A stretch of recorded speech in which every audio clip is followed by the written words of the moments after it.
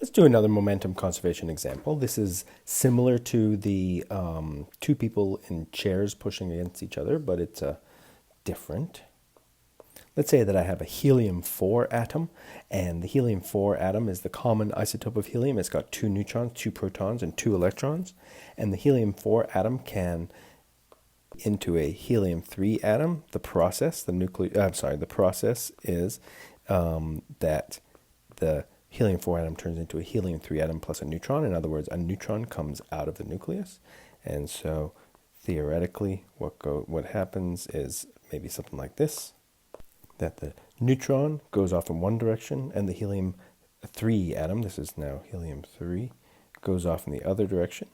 Let's say that the initial velocity, or in the frame of reference of the helium-4 atom, its velocity is 0. In that same frame of reference, if after the decay, the velocity of the helium-3 atom is observed to be 1,000 meters per second, what is the velocity of the neutron?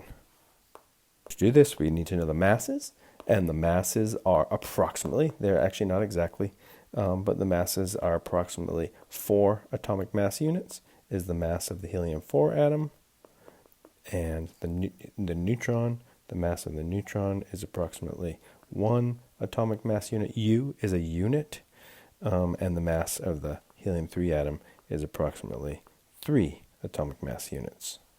There you go. What is the velocity of the neutron after the decay? Again, helium-4 atom starts at rest. In that same frame of reference, after the decay, the neutron is seen going in one direction, the helium-3 atom in the other direction. What is the velocity of the neutron given the givens? No external forces. This is what decay means. It decays. There's no external forces. It's only internal forces. So that means that the momentum, total momentum of the system is conserved. The total momentum of the system before the decay is equal to the total momentum of the system after the decay. Before the decay, all you have is the helium-4 atom, so it's the momentum of the helium-4 atom. After the decay, you've got the neutron and the helium-3 atom, so you have to add up the momenta of those two objects in order to get the total momentum. So it is now a plug-in taking into account directions. We've got to choose a positive x direction because this is a vector, and you can certainly choose it to the left or the right. It doesn't matter. I'm going to go ahead and choose positive x to be to the right. Didn't really mean to cross out my helium atom, but anyway, positive x is to the right. So therefore, on the left hand side, I've got the mass of the helium-4 atom times the velocity of the helium-4 atom, which is 0. So the total initial momentum is indeed 0. And then on the right hand side, I've got the mass of the neutron times the velocity of the neutron, which is unknown. So you just put in a letter. It's a vector, but the velocity of the neutron is v sub n, and we don't know what that is. That's what we're going to solve for.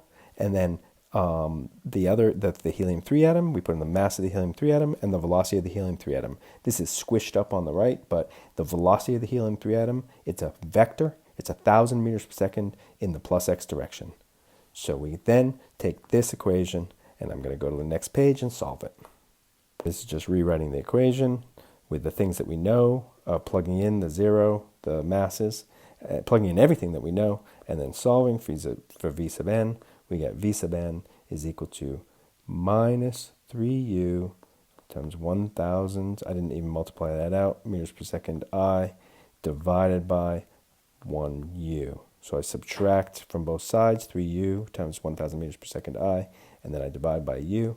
And so what we get is minus 3,000, the u's cancel, meters per second in the x direction.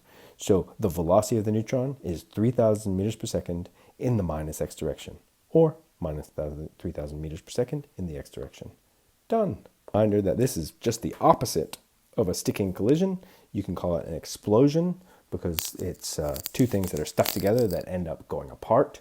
There is no necessary fire as in your stereotypical explosion, but it is an explosion nonetheless because there is energy released, because the initial energy was 0 and the final energy is something greater than 0. There is energy released. Notice that energy cannot be conserved here, because what is the kinetic energy? What's the kinetic energy of the helium-4 atom to begin with? It's 0. What's the kinetic energy of the products afterwards? It's greater than 0, right? Because kinetic energy is always positive, so it doesn't matter if it's not a vector.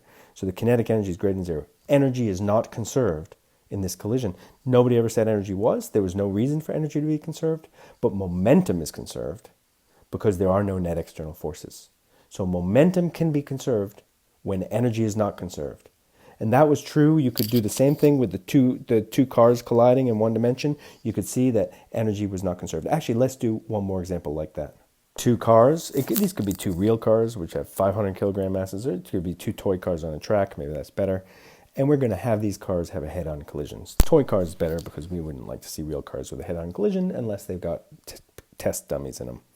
Let's put some kind of magnets or something on the front of the cars so we know that they will stick together when they collide. And let's say, first of all, what is the energy of the system before the collision? What's the energy of the system right now? If these two cars have speeds of 10 meters per second in opposite directions, so velocity of 10 meters per second to the right and velocity of 10 meters per second to the left, and a mass of 5 kilograms each, plug in, say KE total, the kinetic energy total is 1/2 mv1 squared. We could call this 1 and this 2 plus 1/2 mv2 squared. Turns out they have the same kinetic energy because kinetic energy is not a vector. It doesn't matter that they're going the opposite direction. They have the same mass and the same speed. So the kinetic energy of each car is 1/2 times 5 times 10 squared, which is 250. But there's two of them, so the total kinetic energy is 500 joules. Kinetic energy before the collision. Okay, after the collision, so they're going to collide and stick. It's a sticking collision. What is the velocity energy after the collision? Well, what's conserved in a collision is momentum. Momentum before is equal to the momentum after the collision, or total momentum of the system. Initial equals total momentum of the system final, where initial and final are right before and right after the collision. We know that the momentum is conserved because there are no external forces. It has nothing to do with energy conservation. It's momentum conservation. There are no external forces. The only forces are the forces they exert on each other. So if we're talking about the whole system, if we're talking about the total momentum, then it is conserved. Or we can add the momentum before the collision and then add the momentums after the collision, or momenta, and they must be equal. And before the collision, the momentum of car 1 is 50 kilogram meters per second to the right, or plus x direction. Before the collision, the momentum of car 2 is 50 kilogram meters per second to the left, or in the minus x direction. In the corner here, total momentum before the collision, the momentum before the collision for car 1, momentum before the collision for car 2, they're the same momentum in opposite directions. The total initial momentum is therefore 0. That means the total final momentum is 0. If they're stuck together after the collision, that means their velocity is 0. Let me write that on a new page. Repeating myself here, adding the momenta of the two, recognizing that they have the same velocity because they're stuck together, factoring out m1 plus m2, knowing that the momentum is 0 because we figured that out on the previous page. Therefore, the final velocity must be 0. When these two cars crash and stick together, they stop moving. What's the final kinetic energy? The final kinetic energy is 0. So what happened to the energy? Momentum was conserved, but energy was not. The initial energy was 500 joules. The final energy is 0. Where did the energy go?